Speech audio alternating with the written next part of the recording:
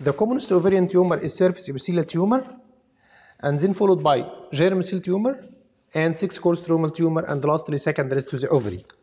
The ovarian tumor comes as a third tumor in the female genital tract after the cancer cervix and endometrial carcinoma. The most important predisposing factor for surface epithelial tumor is previous induction of ovulation or ovulation trauma, and for germ cell tumor like dermoid cyst is this genetic gonads. The surface epithelial tumor occurring at an old age and the germ cell tumor occurring at a young age below 20 years of age. The surface epithelial tumor and the other types of ovarian tumor usually present clinically by a typical presentation so named by gynecologists as silent killer. Investigation done for ovarian tumor should include tumor marker, ultrasound, CT, MRI, and the main line of treatment is surgery from cystectomy, oophorectomy, total abdominal hysterectomy up to debulking, followed by chemotherapy or radiotherapy if needed. Now, we are subjected to describe the endometrial carcinoma in these jars. Number 1, 2, 3, 4, 5. Look to this jar. There is enlarged uterus, second myometrial wall, and a large cauliflower mass, necrotic mass appearing from the posterior wall near the fundus. This is endometrial carcinoma treated by total abdominal hysterectomy and bilateral salpingophorectomy. Again, the same picture before, but the uterus is more and more enlarged, containing a fibroid and containing a more thickened wall and a large cauliflower necrotic mass filling the uterine cavity. The operation done again is total abdominal hysterectomy and bilateral salpingophorectomy. The same picture here, a cauliflower necrotic mass filling the uterine cavity associated with thickened myometrial wall and more or less normal ovaries. Here again, the uterus is open and contracted to show a cauliflower necrotic mass filling the uterine cavity associated with second myometrial wall and more or less again normal ovaries.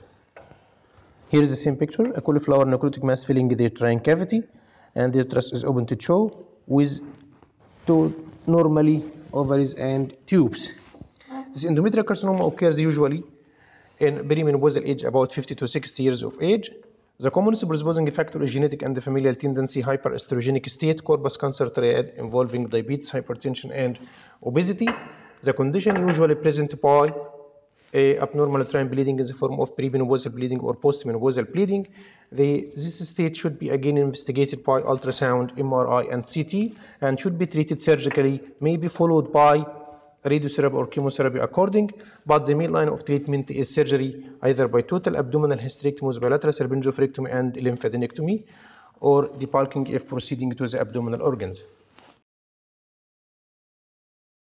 Now we are proceeding to describe the choriocarcinoma. Choriocarcinoma again is the malignant tumor of the trophoblastic tissue arising after vesicular mole or after abortion or after ectopic pregnancy or even after normal pregnancy.